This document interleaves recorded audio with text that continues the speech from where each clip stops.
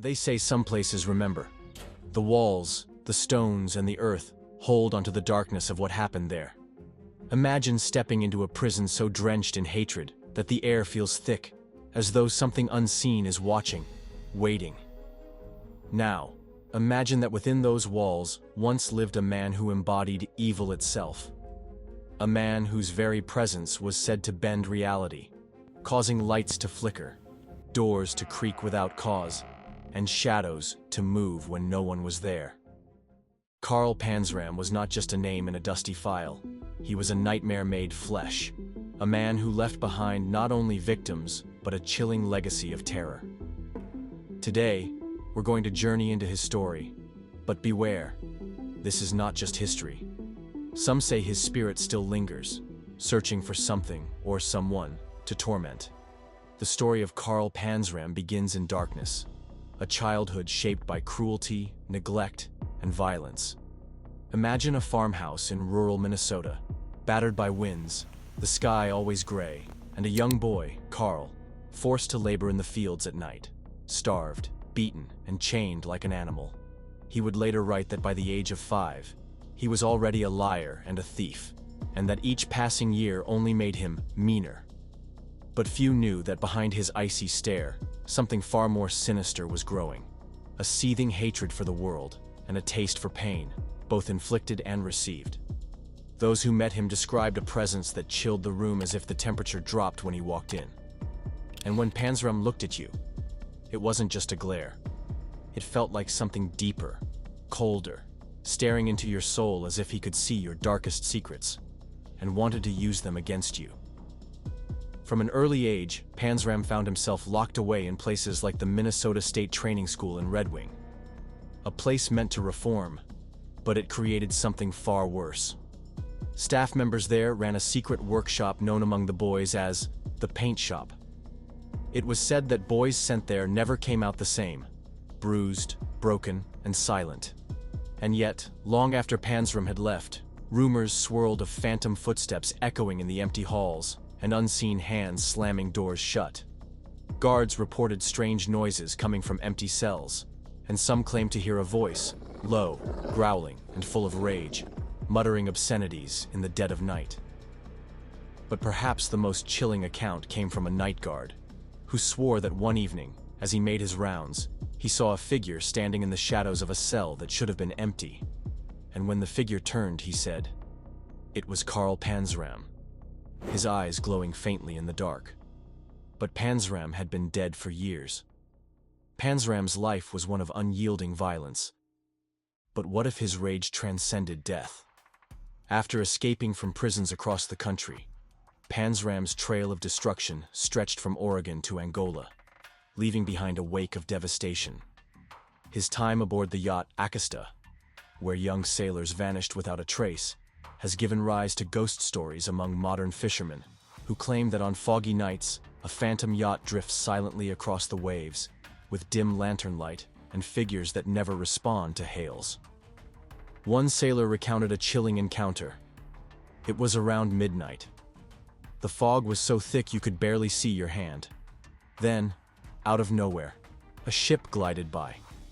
But there wasn't a sound, not even the waves lapping against the hull.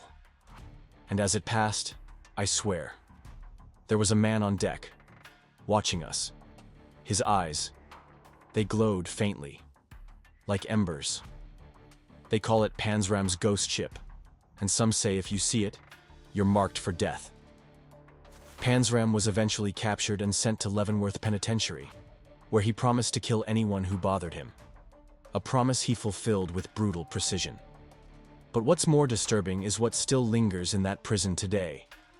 Guards and inmates alike have spoken of unexplainable phenomena. Cold spots move through the room, angry whispers, and worst of all, the sound of chains dragging, though no one is there. Some guards refuse to enter the old laundry room, where Panzram killed a man with an iron bar, claiming to hear the clash of metal and a voice cursing in the shadows. One former inmate wrote, "I don't care what anyone says. That cell, his old cell, it's haunted. At night, I'd hear him laughing. Not normal laughter, something broken, hateful, and sometimes I'd wake up and feel like someone was standing right over me, breathing down my neck. What's worse, those who spend too much time in that cell have reportedly gone mad, rambling about a man in the corner who won't stop staring. Panzram's final words before execution were chilling enough. "Hurry it up, you Hoosier bastard. I could kill a dozen men while you're screwing around." But here's where it gets even darker.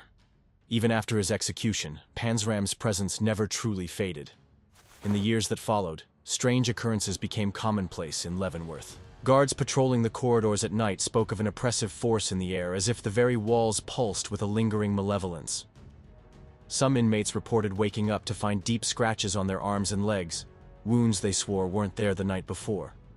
Others would wake in a cold sweat, hearing guttural laughter echoing through the stone hallways, laughter that matched the descriptions of Panzram's own, hateful and cruel. One of the most unsettling stories came from a prison chaplain, who claimed that during a late-night walk past the old cell blocks, he heard a low growl coming from within one of the empty cells.